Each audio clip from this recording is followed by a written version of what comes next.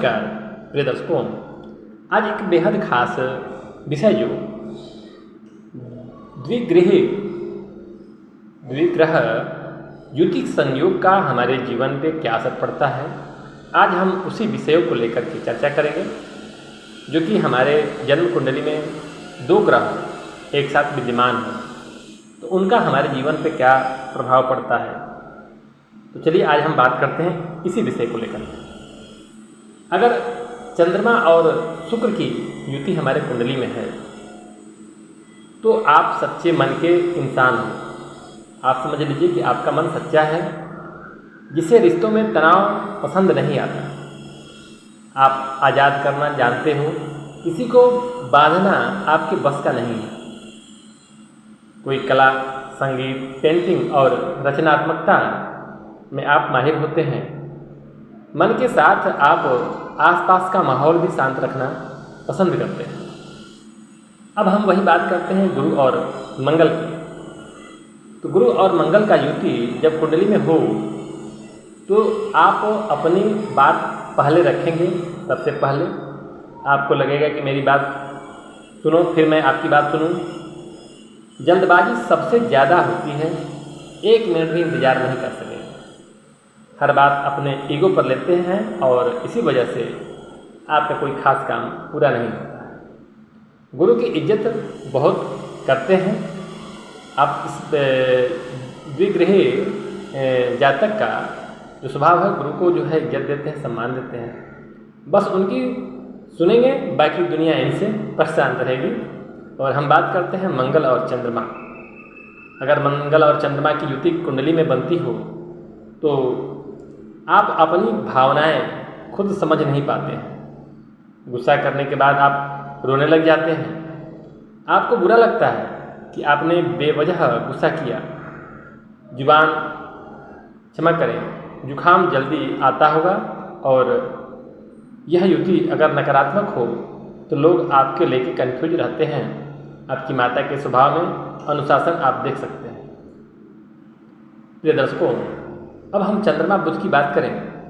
चंद्रमा मन का कारक और बुध बुद्धि का कारक है। दोनों ग्रह एक साथ युति में आते हैं तो जातक को नशे की आदत लगा देते हैं और इन्हें भ्रम ज़्यादा होता है, भूलने की आदत भी होती है, बार बार याद करना पड़ता है। सकारात्मक चीज़ें हों तो मन और बुद्धि एक ही चलता है और मन की बात जल्दी समझ जाते हैं। और हम बात करते हैं मंगल राहु। तो प्रिय दर्शकों, मंगल राहु की युति कुंडली में बने तो संभावना यही है कि आप अपने नियम पर खुद बनाएं। ऐसे लोग अगर सही कार्य कर रहे हैं तो उनके लिए मंजिल पाना बड़ा मुश्किल नहीं है। राजकारक होता है, नेता अभिनेता बनते हैं ये।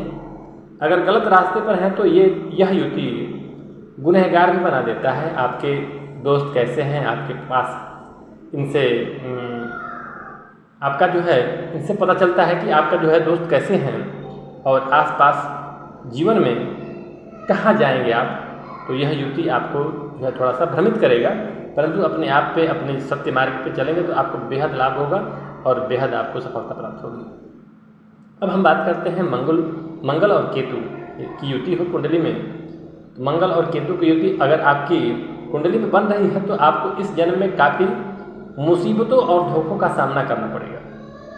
आपको इंसान का जन्म दोबारा ना मिले ऐसा लगेगा।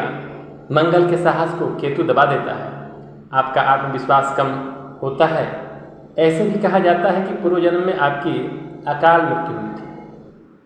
और हम वही बात करें शुक्र और सूर्य की युति। शुक्र और सूर्य जब एक साथ में युति करते हों तो आपको अपना जीवन साथी आकर्षक, घमंडी और आपको दबा के रखने वाला मिलता है। यह अनुभव कीजिएगा आप, अगर आपकी कुंडली में ऐसा है तो। अगर सूर्य के शुक्र अस्त हो जाए तो आप चाहे जितना भी प्रेम करो, सामने वाला उसे महसूस नहीं कर सकता। आपकी बाड़ी में एक समय बाद क्रूरता आ जाता है। अब हम वही बात करें चंद्रमा और सूर्य एक साथ कुंडली में हो तो चंद्रमा और सूर्य युति हो जाए तो जातक अपनी भावनाएं व्यक्त करने में असमर्थ होता है। सेवा करने में इनका मन लगता है। कभी कभी ये लोग कुछ अच्छा करने जाते हैं तो इनके हाथ में बुरा हो जाता है, इनके हाथ से बुरा हो जाता है और ये सोचते हैं कि मैं तो ठीक करना चाहता था, ये क्या हो गया। इनकी कमजोरी होती है कि इन्हें लगता है कि मैं जो कर रहा हूँ वही सही है।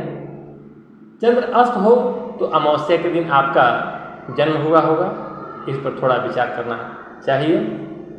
और हम बात करें शुक्र और मंगल, कुंडली में शुक्र और मंगल की युति हो तो देखा गया है कि ये जातक अपने परिवार में सबसे ज़्यादा जिम्मेदारी महसूस करते हैं।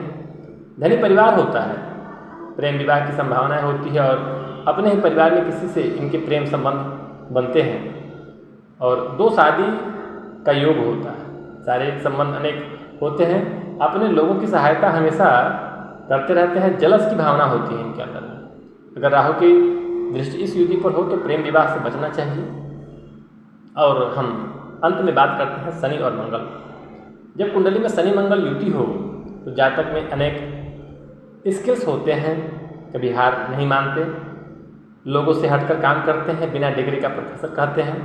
ज्योतिष इन्हें बस इन जातकों को ध्यान रखना चाहिए कि हमारा स्थिति समय को देख करके काम करना चाहिए।